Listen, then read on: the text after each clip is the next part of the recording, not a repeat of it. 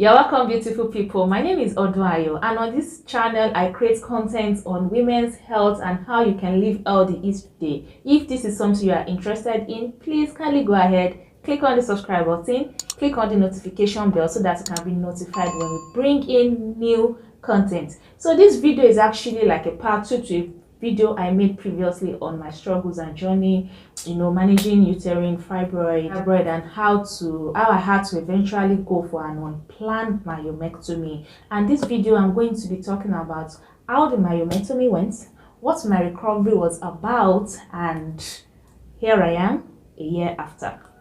Okay, so the purpose of this video actually, like I said the other time, is for the purpose of information, as in relatable information for anybody who is going through it. So I hope that this video will also be like a form of guide or a form of information for somebody else who might also want to go through a myomectomy, or probably is just recovering from myomectomy. So like I said in the previous video, if you have not seen the video, the card is up here, you can go and watch the video. Like I rightly explained in that video, that my myomectomy was not planned. I was actually having pains and then I had to go for a myomectomy. So during the surgery, the first hit was that the uterine fibroids were like ×3 of what the scan was actually revealing to us. Not all of them, but majorly the biggest one, which was showing about 4 centimeters. Then by the time we got in, we discovered that it was maybe about 12 centimeters or more. But the reason why the scan was not picking it was because of the location, and that was what was actually giving me pain. It was located in my lower, as in the lower part of my uterus, and it was actually resting, it was forcing itself between my uterus and my bladder.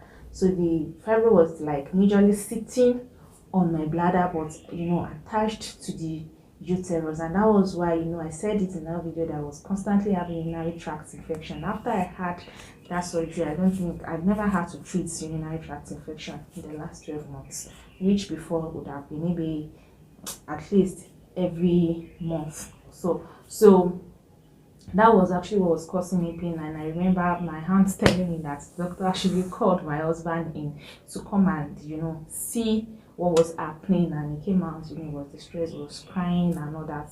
But the issue here is that most times what the scan would show you might not majorly be what it is. So sometimes doing what is called MRI scan is actually better. It shows you everything that's in your uterus, and you would actually know what this exact size of the fibroid is. So while all those doctors, they were telling me, oh, it's a small fibroid, you might just leave it, it's small, it should not be causing you that kind of discomfort, it's small, it's small, it's small. It was actually not small. Well, maybe 2 were small, but this particular one was actually not a small fibroid, and that was actually what was causing me that amount of pain. And during the surgery, when the doctor was trying to take that out, my bladder had a cut, and so I had to stay on catheter for like 14 days after the surgery so that my bladder could actually heal up. The surgery took 2 hours, and it was open myomectomy. That is, they had to cut like a C-section cut in my lower pelvic region. That is how open myomectomy is done. There's another form of myomectomy that is laparoscopy, where they had to just make small incisions, maybe 1, 2, 3, depending on the number of fibroids or the size of the fibroid, to take out the fibroid using a tool. The tool, a probing tool sort of, would go into the abdomen, and then that one is minimal invasion. It is not too invasive like when you have an open myomectomy where they had to open up everything and then cut into the walls of the uterus trying to bring out fibroid. But mine was open myomectomy. And when I woke up, I remember waking up and then trying to, touch it, and my aunt was like, no, don't touch the pain, blah, blah, blah, blah, blah. I'll not go into that majorly. That's just what, some things happen that they are just normal with them.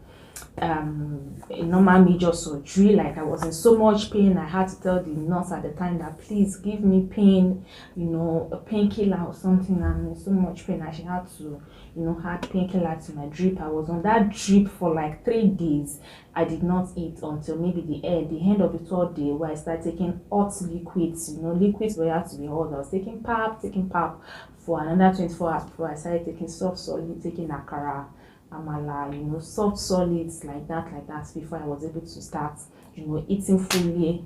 I started not really bathing, but just trying to clean my body after about 24 hours after that, and then I was not bleeding, because I was expecting that, well, when I wake up probably I'll be bleeding, blah blah blah, but I was not bleeding. There was nothing. Everything was just clean. It was just normal, like normal, since I was not my period, like normal.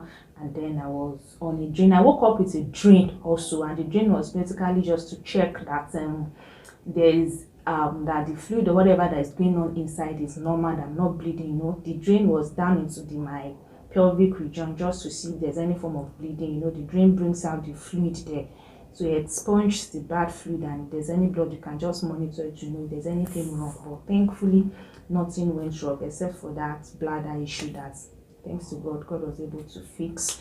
So I was in the hospital under the doctor's watch for about 7 days before I was later discharged. And on the 7th day, you know, I was already standing up, trying to go around, and I was able to fart also. Going to fart, if we have an open myomectomy majorly, and I think with laparoscopy too, farting will be a tug of war. Although I was able to fart, but you know, when I want to fart, I would try to squeeze myself. It's painful. The farting will be painful, and I think what could help is using a tummy binder, or if you want to, using a tummy binder would help. You know, it gives you like a form of support, you know, for that region and all. And then if you want to, you know, cough, you want to sneeze and all, you can also hold a pillow. You know, that was what I did.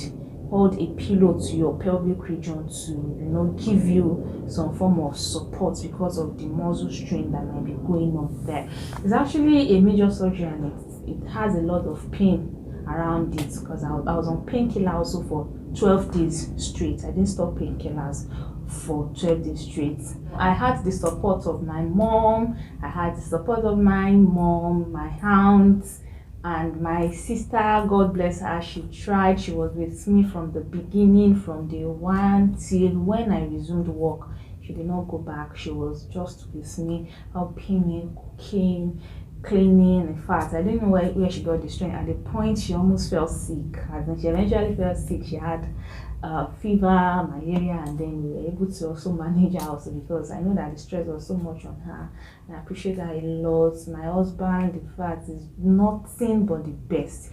His support was, I don't even know how to explain, because since when I was having the pain, he has always been there till when I had the surgery. And I remember that I was on the hospital bed while he had his birthday. I think it was 3 days after I had my surgery. I had his birthday. His birthday is about, it's in August. So I prayed that day. I remember I prayed for him earnestly from my heart, because his selflessness was just, it was just, I don't know how best to explain his selflessness. It's just, what you can know that someone is selfless was just there. You know, you can, funny enough, it brought a lot of people, to the extent that the doctor was, you know, 2020 corona and all, the doctor was like, you don't know that there's coronavirus. My husband brought a lot of people, church friends. I don't even understand. I left to me, I just told my mom. He didn't tell any, it was one that told everybody. I didn't tell one single, okay, maybe I told 2 of my friends maybe about 3 weeks after. But for him, he told even my mom was one that called my mom, called my aunt, he told everybody, and everybody was just showing me love there. Maybe people from my office, okay, I already told them from my office, they were so supportive. And thank God, I just got a new support maybe a week before I had the surgery from work. She just resumed. There was no loophole. She was able to, she's just the best. And thank God that we actually got her at that time. God just stood up for me in so many ways, just covered a lot, you know, financially. I'm sorry, this is not a testimony video.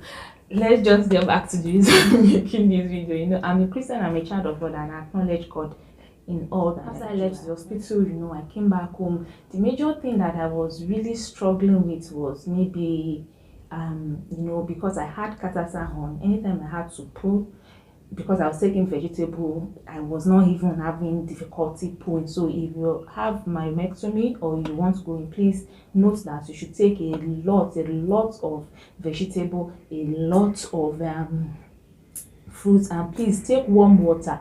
For the first 14 days I was taking warm water. I was not taking room temperature, and I was not taking cold water. I was taking warm water, and that was really helping my bowel movement. But the painful part of bowel movement is that anytime I'm in the restroom, it is an unconscious act to want to pee, you know, when you are actually using the loo and all that, going to the loo. So once ever I want to pee, you know, that kind of pee that comes at that time, you know, I had a catheter and I'm not supposed to really pee or push, but because it is uncontrollable, it gives me a lot of pain in my urethra that sometimes I dread, you know. Whenever I feel like going to the loo, I just dread it, like, oh, I'm going to have pain. And then me changing the catheter, the major discomfort I was having was not maybe about the moving around. I was able to find support. I had people around helping me to stand up, helping me to walk around, but that one, nobody could actually help me. It was painful. And then maybe having to change, you know, the bag, you know, because we are not feeling pressed. I was not feeling pressed. So once the bag gets full, I will not know until I start having pain, you know, down there. Then I'll have to quickly go and open it and let out the fluid in the catheter and all. That was the major stress. And then my recovery, I had my period exactly when my period was supposed to come. Exactly, my period is like clockwork. It's like clockwork. It comes when it's supposed to come. No matter what you do, no matter the kind of pain, no matter the kind of prayer, my period just comes, it shows up. So my period came the exact day. I was not expecting it. I was thinking that just have surgery, period will not come. And my period came, and for the first time in about 10 years, I had period without clothes. I had painless period. It was painful, not seriously. I could feel the pain, but pain of maybe popping paracetamol, and it was gone. And I think I used maybe about it was scanty. It was scanty, it just came. There was no issue around it, and for the first time I remember I was happy. My husband was the happiest because since he had known me, I'd never seen me had a stressless period. So while we were cutting, he had never seen me had a stressless period, and that was the first time he seen me, and me, that was the first time I seen myself in about 10 years having a stressless period. And I was, you know, grateful, happy that I actually had to do that procedure. I know that some people, they tell them that, oh, don't do it, don't do this. I also, nobody really likes to go under the knife.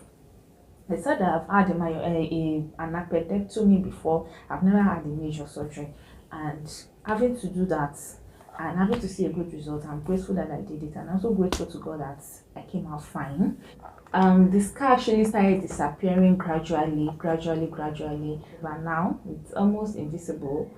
Not totally, except I have to even myself to really look out for the scar. That is one year. Although my body is very good at, you know, dealing with such. I never knew there was a bulge in my pelvic until maybe after the surgery, and I started to compare what my pelvic was looking like now and then. The pressure that I used to feel in my pelvic was totally, it was gone, and then the size went down a lot, you know, so many different, even you feeling in your body, you know, there's a way you feel sick even when you can't really place your hand on why you are sick. That feeling was actually went out of the window. I was able to go back to work when, after 6 weeks, I remember my boss saying, no, don't come to work, or be sure that you are fine, no, I don't want and so I had to guess, because I really wanted to leave home, because I'm not an hyperactive person, but I hate being idle. I hate being idle because people think I'm sick, or because I'm sick. That's give me depression. If I want to be idle, let me be idle and be happy and be okay, but not idle because I want to do and I cannot do. That is the worst feeling personally that I struggle with, and that was one of the psychological feeling that I had when I was having fibroid. I was always to go into depression. Anytime my period is coming, I'm usually in a very dark place. So I had to go back to work because I needed, you know, that feeling that, okay, it gives me the feeling that I'm okay now. I had to go to the doctor. He gave me clearance, told me to rest for some days, then gave me clearance, and then I went back to work to resume. And that was how I was able to, you know, to try to really manage that immediate phase. So gradually, there are pains at the surgery sites. Obviously, I've been having pains on the surgery site. I remember about 2 months ago. I joined a group, and I think that's another thing that you want to look at, joining groups. You have groups on Instagram, maybe not Instagram, usually Facebook. I joined about 2 or 3 groups on Facebook, where women share their own journeys and all, and there I could actually post my story, or ask questions. I have made friends, from there. You can ask private questions, you can ask public questions. It's not a medical group, but people just sharing their experience, just to help you. I remember when I had my own, maybe it was about a month or so, I documented all my journeys, I documented my recovery and posted it there so that somebody else would find that information useful, because that information also helped me. So I remember asking in that group that, is there anybody that still feel pain? And some of them were like, no, none of us, we don't. And I had to go back to the hospital. The doctor said I shouldn't take a scan. I took a scan. I discovered that what was actually causing me pain was actually something totally different. My uterus is fine, the surgery is fine, there is no fibroid. I took a scan 3 months after, 6 months after, and 1 year after. So, and of course there is no fibroid. There's something else totally is what's causing me pain, and hopefully it's something I will be able to manage, hopefully. And the pain I was even feeling is like 5% of what I used to feel then, when compared to when I used to have fibroid. So if you ask me now, do I still have menstrual pain? Do I still have pains when I'm on my period and all? The answer is capital yes, I still do. But am I able to manage the pain? The answer is capital yes. I'm able to now manage my pain. I could just take painkiller, maybe about 2 times, morning and night, and I'm fine for the whole day. And go about my day without anybody knowing, or somebody saying sorry, somebody trying to say, baby, you should not come, or maybe just stay at home, or go and be using this, go and be using that, or my husband having to cook for me and nurse me when I'm on my period, as if I just gave birth to a baby. Life is better. My quality of life has actually improved. I think that's the main thing. The quality of life has actually improved. When I advise anybody to go for open myomectomy, I would say yes. The answer is yes. You can go for open myomectomy if your fibroid is causing you pain. But if it is not really causing you pain, and it's not causing maybe infertility or something, please, you can still manage it. Once you hit menopause, it is going to die off. But aside that, if you are having serious, it's affecting your quality of life, is affecting you giving birth to children, or giving you fertility issues, just go and take it out. It is not worth it. But pray, because it is God that ultimately gives healing. So here I am, 1 year after, thanking God I've been able to share my journey. I really do not have a lot of pictures or videos of that event, because one, it was not planned. Secondly, maybe if I was already making videos, then I would have thought to say, okay, maybe for documentary purposes or all. I don't know. I said I was going to have a Q&A, which is about a story, question and answer on getting to know me on live stream on YouTube. If I have not done that, please, very, very soon then it will be out, or hopefully I've done that earlier. And if you miss it, please go and watch it. I'll leave the link in the description box. But if not, please watch out for it. I'll post it on my community page, on my Instagram, or my Facebook when it will be happening. And then you can ask me any question regarding this, regarding my journey, personal questions, anything you want to know about me, about my age, my whatever, anything. I promise you, I'm going to answer you. I'm so glad I was able to eventually make this video. Thank you so much for watching the first part, for watching the second part. I love you so much. Thank you, and bye-bye. Sorry, if you are yet to subscribe, please click on the subscribe button, click on the notification bell, and let us enjoy beautiful content like this together. Love you, and bye.